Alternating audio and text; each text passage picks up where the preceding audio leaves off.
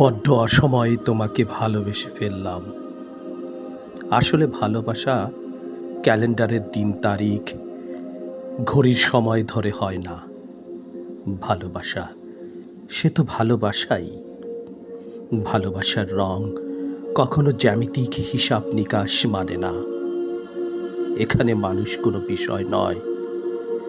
ছেলেবেলা ভালোবাসা ছিল একটা লাল গোলাপের সাথে, যার সৌন্দর্য সুঘ্রাণ আমাকে মাতাল করত। আজও আমি বাতাসে লাল গোলাপের গন্ধ পাই।